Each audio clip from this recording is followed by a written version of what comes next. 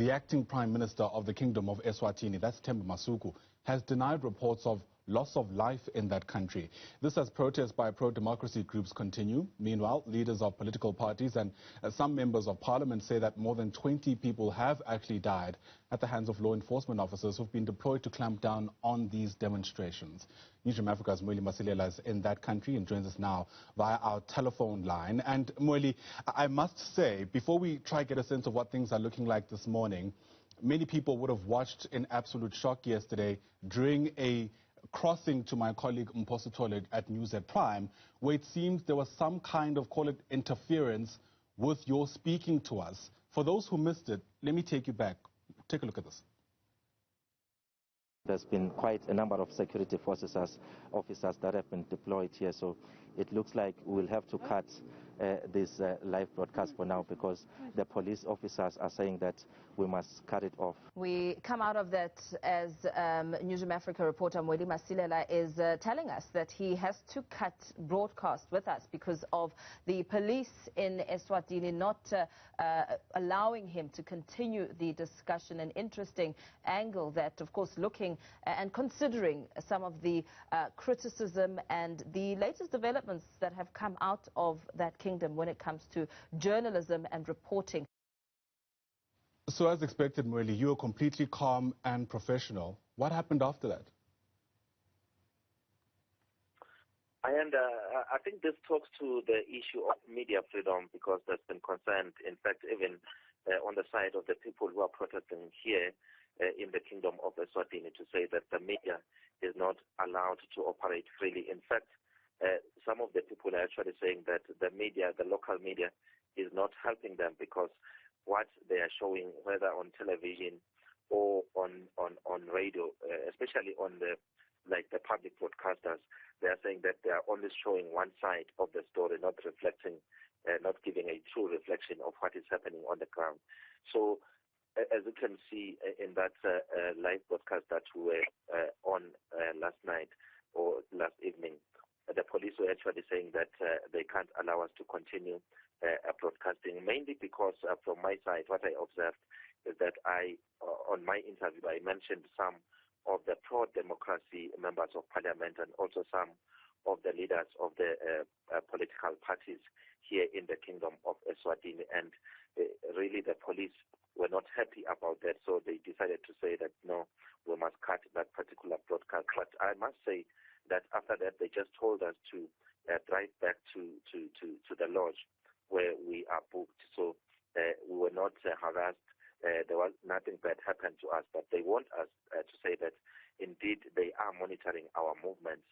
And that tells you about the current situation, to say that there is a lot of focus in terms of ensuring that there isn't much information that is shared with the locals here and also internationally.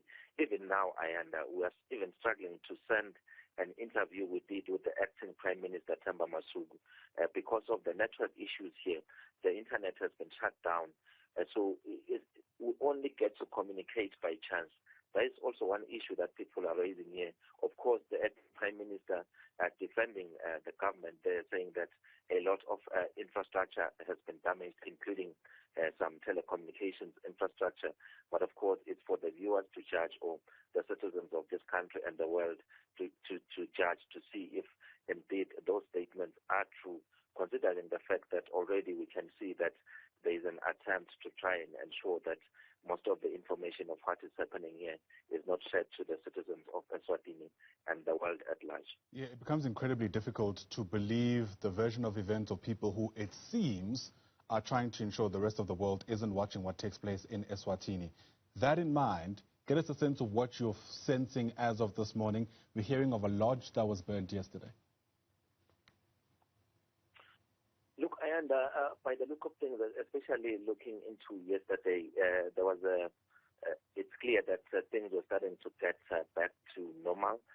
Even though last night when we drove to the lodge, we could see that, like, literally members of the army beating some of the people on the streets. We know, of course, that there is a curfew which starts at 6 p.m. and ends at 5 a.m. So if you are on the street, between 6 p.m. and 5 a.m. They made it clear that they won't allow people to move around. Maybe that's why we saw some of the people being beaten as we were on our way to the streets. But one of the issues that is the main talk here in the kingdom is the issue of death. It looks like government is doing everything to conceal information about people who have lost their lives, because just yesterday we saw a statement coming from the African Union reflecting that they are concerned about the issue of violence, destruction of property, and also mentioning there that they are also concerned about loss of life, which means that they are getting reports also to say that there are people who have lost their lives here. And from our side, we've been seeing videos which are already circulating on social media of people who have allegedly been killed or who have allegedly died at the hands of the police and members of the army here.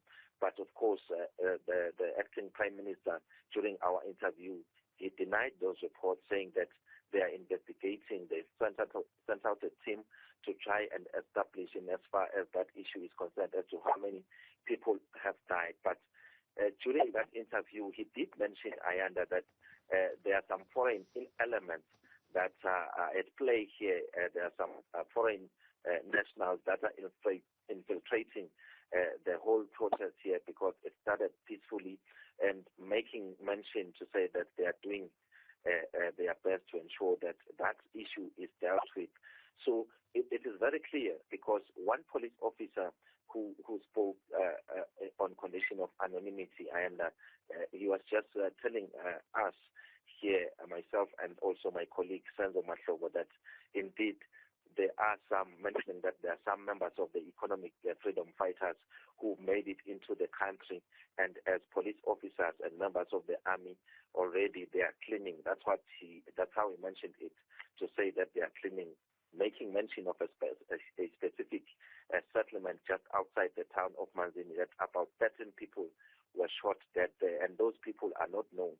He said actually those people are from outside the country. So it is very clear from the information that we are getting that indeed there's loss of life. But now the question is, how do you verify? Because there's no one who is coming up with that information. But of course, on the videos, we can see even some police officers trying to carry some bodies, and it is not clear as to what exactly are they doing with those bodies, because we've heard on the ground here that some of the bodies are being burnt. But of course, that's not official information, but the fact that we are on the ground, we are observing, and we are seeing that there is an attempt to conceal some of the information to ensure that people, especially here in this country and the world, they don't get a true reflection of what is happening on the ground. Sure.